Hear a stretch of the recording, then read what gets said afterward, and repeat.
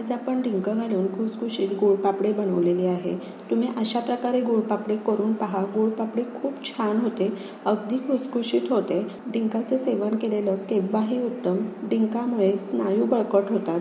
आपण मुद्दामच या गुळपापडीमध्ये डिंकाचा वापर केलेला आहे, त्यानिमित्ताने डिंकही खाल्ला जातो आणि डिंक घातल्यामुळे ही गुळपापडी आणखी चविष्ट लागते।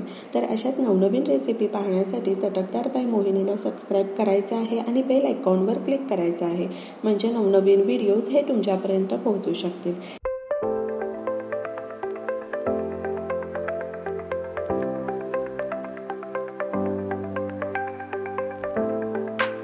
चला मग तर आपण गुळपापडी बनवायला सुरुवात करू। तर कढई गरम झालेली आहे। 1 वाटी साजूक तूप घेतलेलं आहे। ज्या वाटीच्या साह्याने तूप घेतलेलं आहे त्याच वाटीच्या साह्याने 2 वाटी गव्हाचं पीठ घेतलेलं आहे। म्हणजे 2 वाटी आपण गव्हाचं पीठ घेतलेलं आहे, 1 वाटी साजूक तूप घेतलेलं आहे। कढई नॉर्मल गरम करून घ्यायची आहे। मंद आणि मध्यम आचेवर पीठ छान भाजून घ्यायचं आहे। आपण हे पीठ जितकं छान परतवून घेऊ ना, तितकी आपली गुळपापडी ही छान लागणार आहे।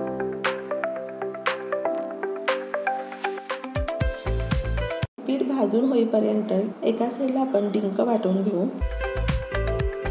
तर अर्धी वाटी आपण डिंक घेतलेला आहे, तो मिक्सरमध्ये छान फिरवून घ्यायचा आहे। मिक्सरमध्ये डिंक फिरवून घेतल्यामुळे डिंक तळून घ्यायची गरज पडत नाही। डायरेक्ट पिठामध्ये डिंक आपण छान भाजून घेऊ शकतो। या ठिकाणी डिंकाची पावडर झालेली आहे। साधारण 17 मिनिटाकरता मंद आचेवर पीठ आपण छान परतवून घेतलेलं आहे। पीठ परतवून घेताना सतत ते वरखाली करणं गरजेचं आहे, नाहीतर तळाशी ते लागू शकतं। 1 वाटी गूळ घेतलेला आहे। गूळ आपण बारीक कापून घ्यायचा आहे आणि ज्या ताटामध्ये आपल्याला गुळपापडी बनवायची आहे त्या ताटाला तूप लावून घ्यायचं आहे। तर सर्व पूर्वतयारी केलेली आहे। पीठ अगदी छान परतवून झालेलं आहे। आता 1 चमचा खसखस घालायची आहे आणि डिंक घालूयात। डिंक घातल्यानंतर 7 ते 8 मिनिटाकरता आपण पीठ छान परतवून घेणार आहोत। तुम्ही पाहू शकता डिंक अगदी पटकन फुलतो। पीठ एकदम गरम आहे, त्यामुळे डिंक लगेच फुलतो। या ठिकाणी तुम्ही पाहू शकता डिंक अगदी छान फुललेला आहे।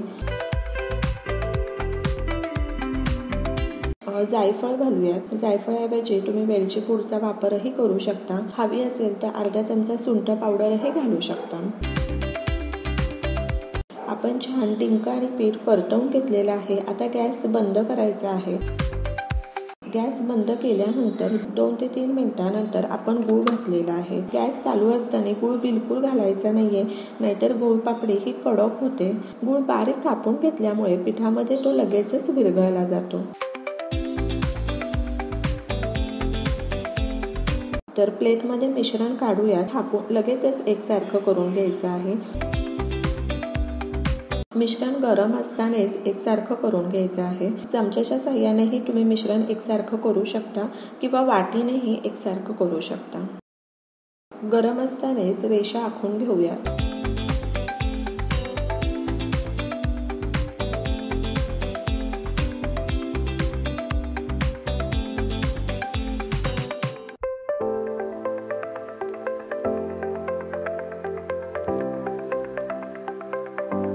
वड्या पाडून झालेल्या आहेत, पण त्या लगेच काढायची घाई करायची नाहीये।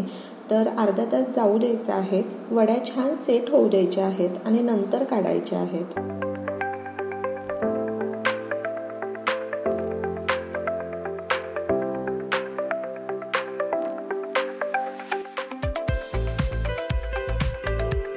तर या ठिकाणी अर्धा तास झालेला आहे। वड्या अगदी छान सेट झालेल्या आहेत। पुन्हा एकदा त्या सुट्या करून घेऊ आणि तुम्ही पाहू शकता किती छान आणि खुसखुशीत वड्या झालेल्या आहेत। अशा प्रकारे डिंक घालून खुसखुशीत गुळपापडी आपली तयार आहे। गुळपापडी खूप सुंदर झालेली आहे। हवाबंद डब्यामध्ये गुळपापडी जर भरून ठेवली तर अगदी महिनाभर छान टिकते। तर अशा प्रकारे चविष्ट गुळपापडी तुम्हीही करून पहा आणि मला सांगा कशी वाटली ते। तर अशाच नवनवीन चटकदार रेसिपी आणि पारंपरिक रेसिपी पाहण्यासाठी चटकदार बाय मोहिनीला सबस्क्राईब करायचं आहे आणि बेल आयकॉनवर क्लिक करायचं आहे, म्हणजे नवनवीन व्हिडिओज हे तुमच्यापर्यंत पोहोचू शकतील। आणि वेळात वेळ काढून तुम्ही माझी ही रेसिपी पाहिली तर त्यासाठी तुमचे खूप खूप खूप धन्यवाद। पुन्हा भेटूया अशाच एका नवीन रेसिपी बरोबर।